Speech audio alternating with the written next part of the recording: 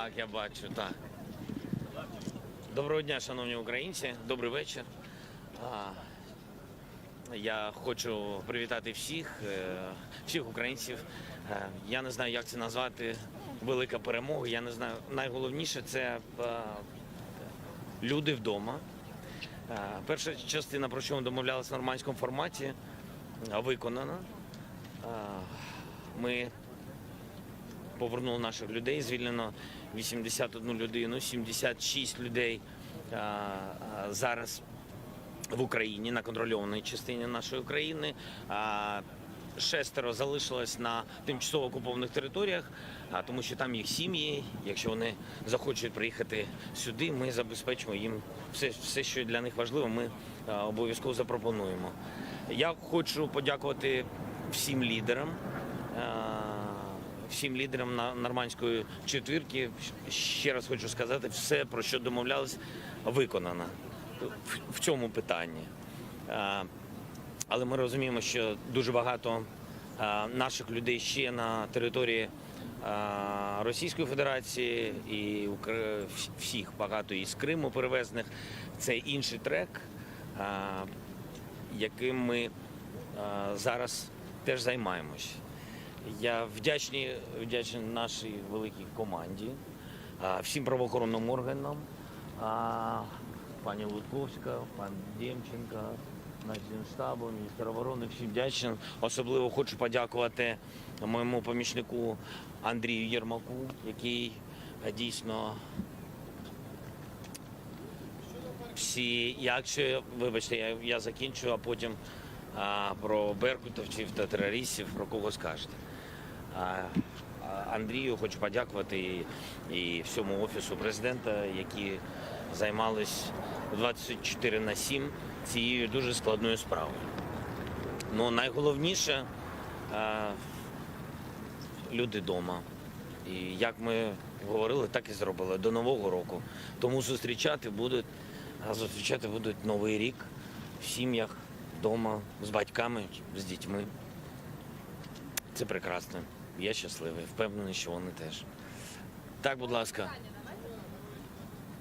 Так.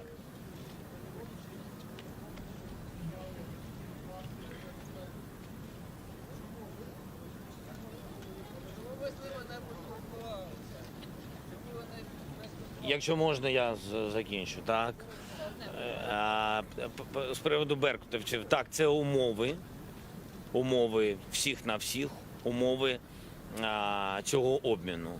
Ми забирали наших героїв. Я вважаю, що це складне було рішення політичне, це правда. Я вважаю, що наші бійці, наші військові, наші і журналісти, вони всі є герої. І я впевнений, що для нас пріоритет повернути наших людей. Я з повагою ставлюсь до всіх батьків і родичів, які втратили близьких на Майдані. Ми, на жаль, не можемо повернути тих, кого вже немає. На жаль, ми не можемо це зробити, але ми могли повернути живих. Я впевнений, що це пріоритет. Але ви знаєте прекрасно, що 5 беркутовців, ви знаєте, що не було вироків суду, 5 років, що 2 з них були під домашнім арештом. Так, не такі, як наші, не худі, не, вибачте, бити іншими людьми, а нормально, дуже непогано жили ці 5 років. Тобто 2 людей було. Чому були без вироків, ми розберемось. Це ніяк не буде впливати на справи Майдану.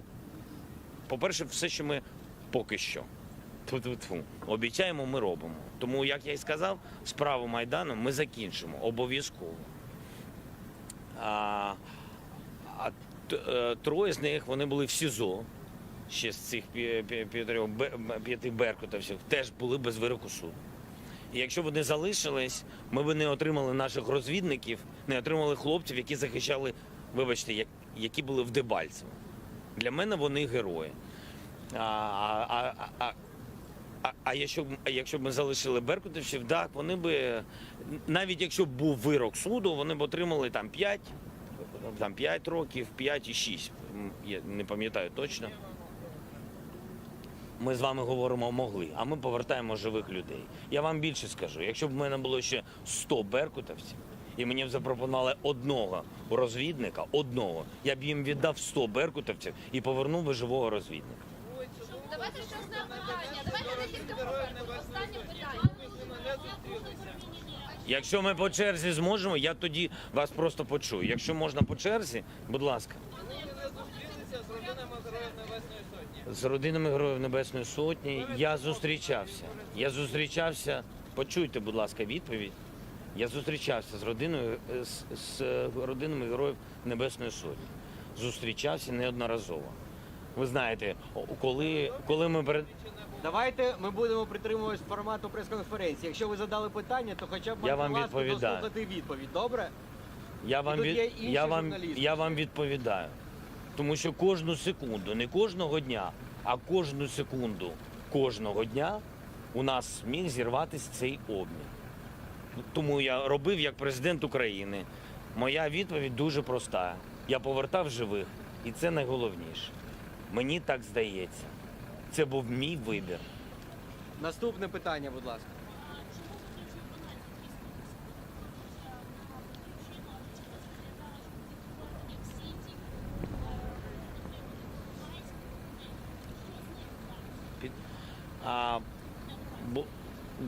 Дякую за запитання. Було домовлено, що ми першою справою звільняємо, якщо бути правильно сказати, ми звільняємо всіх підтверджених та всіх підтверджених. Ми міняємо. Тому інші люди не підтверджені поки що, але у нас є інформація, що є ще немало, скажімо так, українців, які знаходяться і на тимчасово окупованих територіях, і в Росії, в Криму, як я вам сказав. Ми працюємо над цим. Давайте за останнє запитання. Та, будь ласка.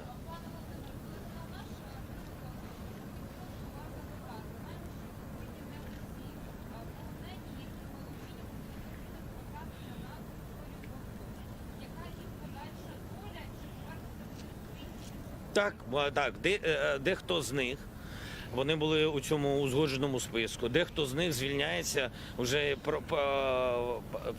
мені здається, у лютому, а дехто стає свободним у березні. Вони хочуть бути в Україні, їх термін вже закінчився. Дехто з них повернеться за ґрати.